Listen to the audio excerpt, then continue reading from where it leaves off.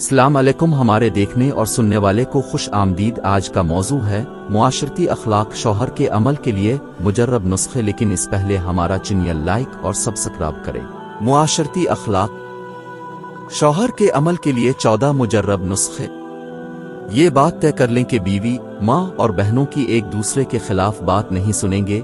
बीवी से सुनी हुई बात से वालिदा या छोटे भाई बहनों को कुछ न कहिए, और वालिदा और बहनों की शिकायत सुनकर बिला तहकीक बीवी को कुछ न कहिए। खुदारा बीवी से सुनी हुई बातों की वजह से अपनी वालिदा को कभी कुछ न कहिएगा। वालिदा की आह निकलने से दुनिया और खुर्त दोनों बर्बाद होने का अंदेशा है। वालिदा की वाकई गलती सामने आ भी जाए तो प्यार और मोहब्बत से समझाने की कोशिश करें, या बड़ी बहन के जरिए वालिदा को समझाएं, बीवी के जरिए वालिदा को समझाएं, बीवी के जरिए वालिदा को तोहफे दिलवाएं। हदीस में भी है कि उठादो इत्तेहाबुआ, हदिया लिया दिया करो, इससे आपस में मोहब्बत बढ़ेगी।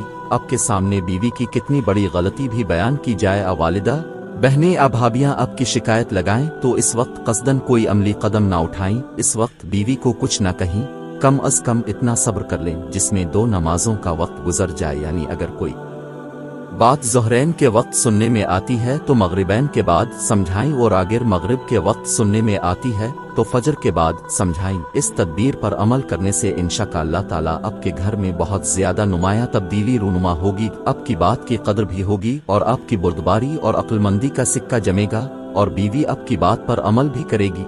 अगर समझाना भी हो तो कोशिश करें कि बरा रास्त ना समझाएं। हरगज़ फौरन जाकर बीवी से ये ना कहीं कि तुमने क्यों कहा, बहन ये कह रही थी, तुम्हें ऐसा नहीं कहना चाहिए था, वगैरह वगैरह। बल्कि याद रखिए कि रसूल इस्लाम के समझाने की आदत ये थी कि जब कोई ऐब किसी शख्स में देखते तो इसका नाम ना लेते, बल्कि यूं फरमाते कि माबाल अलनास, लोगों को किया हुआ है कि वो ऐसा करते हैं, तो हमें भी सीरत रसूल पर अमल करते हुए अमूमी बात कहना चाहिए। मसलन कहीं देखो, बहुत सी औरतों को ये बुरी आदत होती है कि वो उधर की बात उधर लगाती हैं। ये बहुत नामुनासिब बात है कि मुझे ऐसा करने वालियों से बहुत चढ़ होती है, लिहाजा तुम इससे जरा बचना। रे भाई, कोई अपने घर की बात दूसरों को बताता है, ये तो हद दर्जा हमाकत है, तुम कभी ऐसा ना करना, बल्कि मुझे तो तुम पर पूरा अतमाद है कि तुम तो कभी ऐसा ना करती होगी, वगैरह वगैरह। एक अहम बात और यह है कि कभी दूसरों के सामने बीवी, माँ या बहनों को ना समझाएं, ना दूसरों के सामने उनकी तौहीन करें, और अकेले समझाते हुए भी इसको दूसरी औरतों की मिसालें देकर समझाएं कि देखो फुला भाभी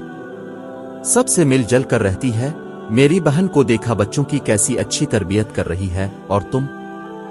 इस तरह कहने से इस्लाह नहीं हुआ करती। इस्लाह के लिए मोहब्बत, अपनापन, नसीहत, बर्दाश्त और हमदर्दी और नरम कालोमी होनी चाहिए। तल्ख कलामी और सख्त बयानी से वक्त इस्लाह इतना ही दूर होना चाहिए जितना मशरिक व मग़रिब में फासिला है। हमारी पूरी वीडियो देखने वाले मुअज़्ज़ज़ का बहुत बहुत शुक्रिया।